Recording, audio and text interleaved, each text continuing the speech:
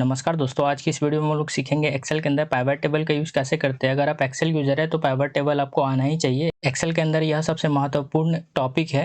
Pivot table के माध्यम से आप क्या कर सकते हैं, किसी भी तरीके का बड़ा डेटा को आप आसानी से सॉर्ट कर पाएंगे, किसी भी तरीके का क्राइटेरिया के अकॉर्डिंग आप उसको फुलफिल कर पाएंगे। पाइवट टेबल के अंदर किसी भी तरीके का फार्मूला का यूज़ नहीं होता है, तो इसके लिए आप डरिए मत कि फार्मूला वगैरह का यूज़ करना होगा। वीडियो को आप पूरा देखिए ताकि आपको समझ में आ पाए कि पाइवट टेबल का एक्चुअली यूज़ क्या है। पाइवट टेबल क्रिएट करने से पहले आपको कुछ बातों का ध्यान रखना है, जैसे कि आपके पास कुछ डेटा है और इसके अंदर आपको यह ध्यान रखना है कि कहीं पे भी ब्लैंक सेल नहीं होना चाहिए डेटा के बीच में, और सेल्स वगैरह मर्ज नहीं होना चाहिए।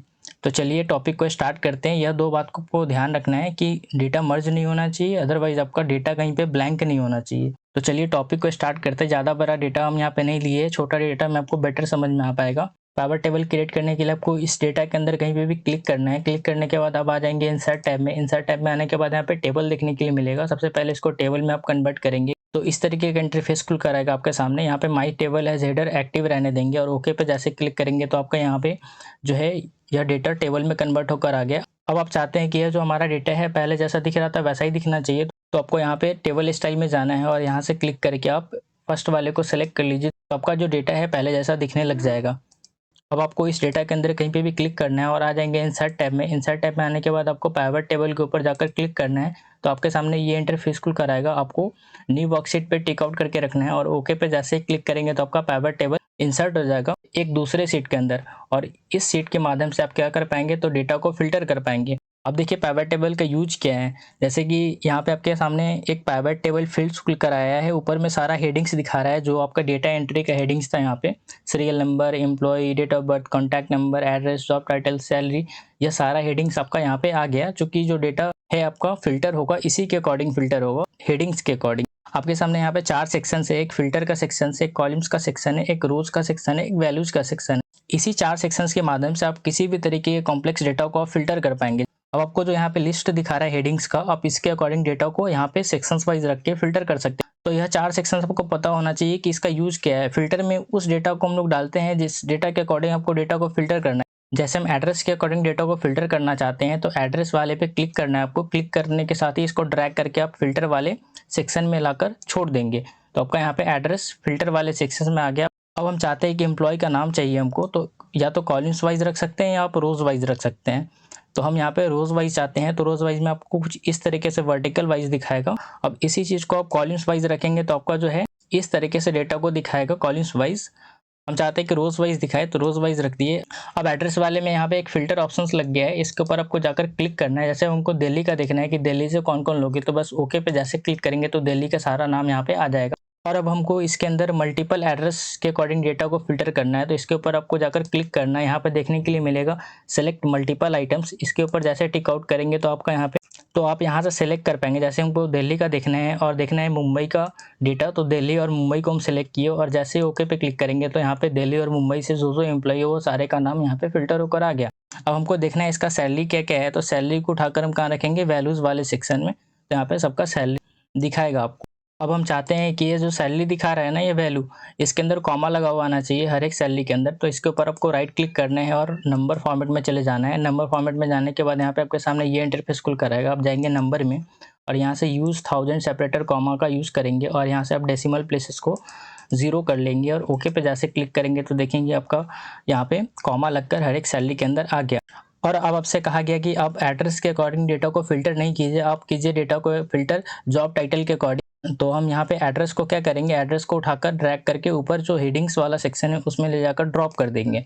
अब हमको देखना है जॉब टाइटल के अकॉर्डिंग डेटा को फिल्टर करना है, तो जॉब टाइटल को उठाएंगे और फिल्टर वाले सेक्शन में लाकर छोड़ देंगे। तो यहाँ पे जॉब टाइटल अभी क्या है, ऑल है, तो ऑल पे मतलब सारे का दिखा रहा है। अब यहाँ पे क्लिक करेंगे तो सारे जॉब टाइटल का यहाँ पे नाम दिखाएगा। जैसे हमको देखना है ब्रांड मैनेजर कौन कौन है, तो ब्रांड मैनेजर पे क्लिक किए और जैसे ओके पे क्लिक करेंगे तो आपका यहाँ पे ब्रांड मैनेजर का नाम यहाँ पे दिखा देगा।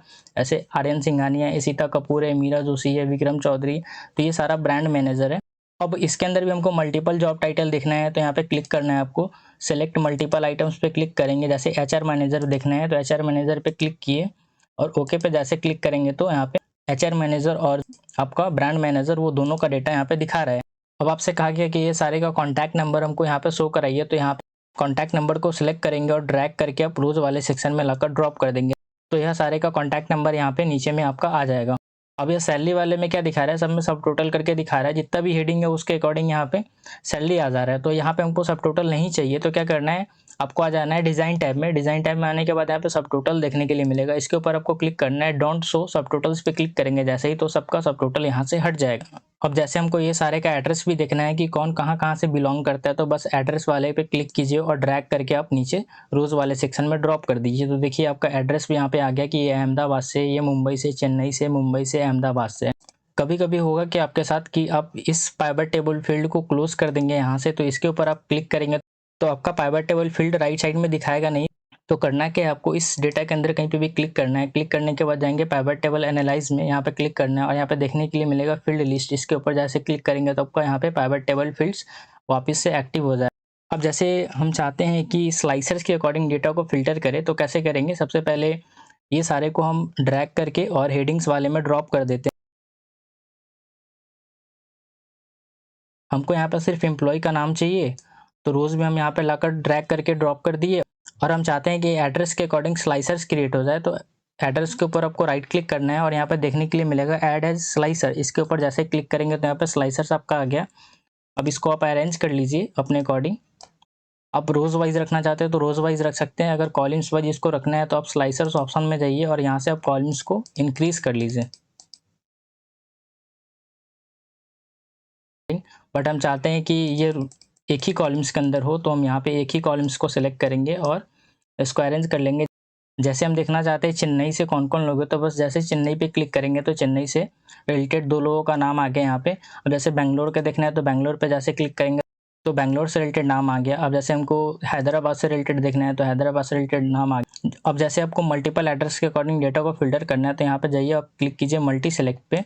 क्लिक करने के बाद उसके बाद आपको सेलेक्ट करना है दूसरे एड्रेस को, जैसे कि हैदराबाद के बाद हमको देखना है बेंगलोर का और फिर दिल्ली का देखना है, 3 जगह का देखना है। तो यहाँ पे आपका तीनों जगह का डेटा फिल्टर होकर आ गया।